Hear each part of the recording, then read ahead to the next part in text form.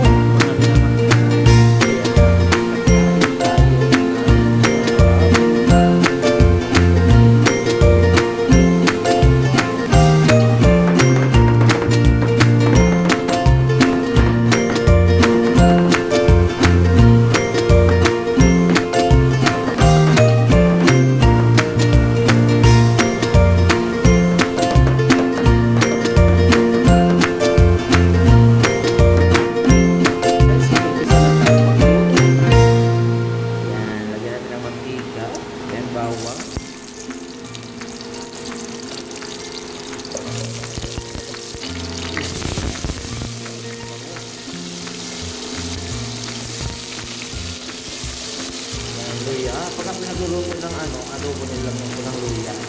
Bawal pa din ang lasa. Tasty. Pampakagan. Paminta.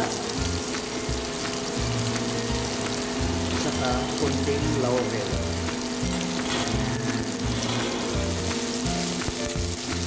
Sibukan natin yung paa ng manok. Hinahaluan pala ng balon-balunan yan.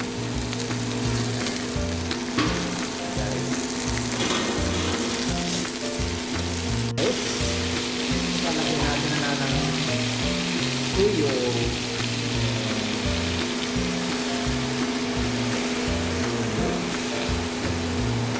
At saka suka.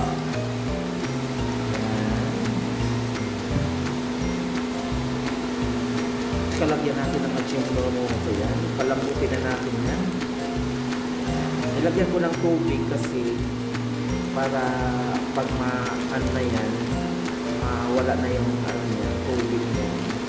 Lalambot na yan balon-balunan at saka paa ng manok. Ayan guys, so malapit na lumambot ang ating balon-balunan at saka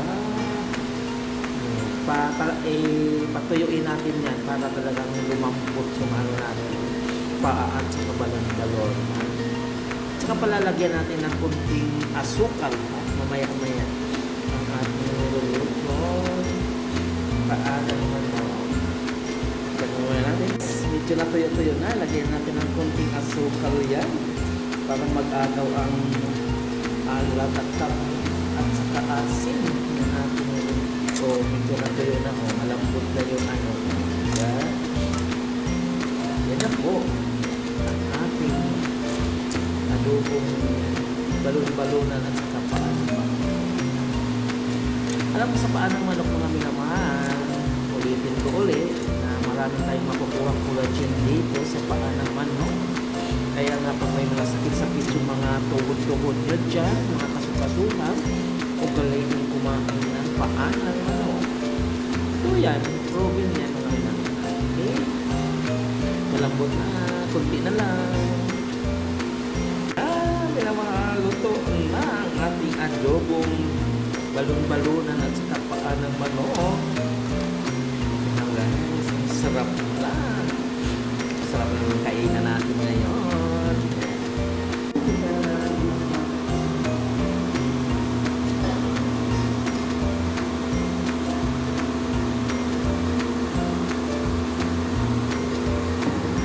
Kaya na nga mga minamahal, hindi na tayo. O paa ng manok. O sarap. Wow! Ayaw, di ba?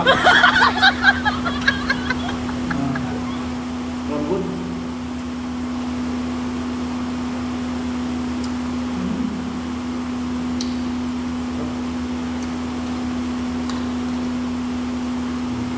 Balon-balon na, no?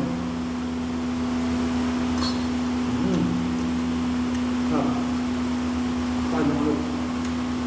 Mga hanghang sa lalagyan ko ng sila.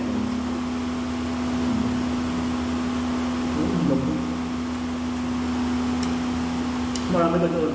Pero thank you kasi nang nagustuhan ng aking video.